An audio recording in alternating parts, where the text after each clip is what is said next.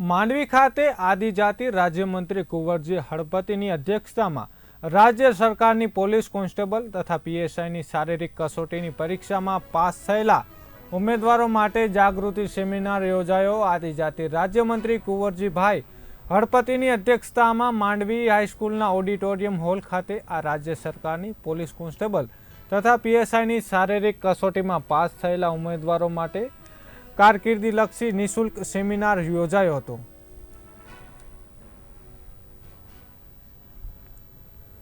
આજે પોલીસ ભરતીમાં રનિંગમાં પાસ થયા છે અને પીએસઆઈ રનિંગમાં પાસ થયા છે એવા નવયુવાન છોકરાઓનો સેમિનાર માંડવીની અંદર માંડવી હાઈસ્કૂલમાં ઓડિટોરિયમ હોલની અંદર રાખવામાં આવ્યો છે।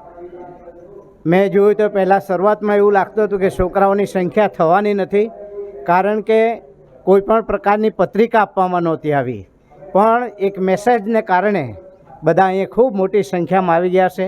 ખાસ કરીને મારા આદિવાસી ભાઈઓ બહેનો એટલી બધી તકલીફ પડતી હોય ભણીને નોકરી મેળવવા માટે, અને તેને કારણે એક મને વિચાર આવ્યો। એક છોકરો આવ્યો મારી ઓફિસમાં ને એણે કહ્યું કે સાહેબ મેં રનિંગ પાસ કરી પણ આગળ માટે મને મુશ્કેલી પડે એમ છે।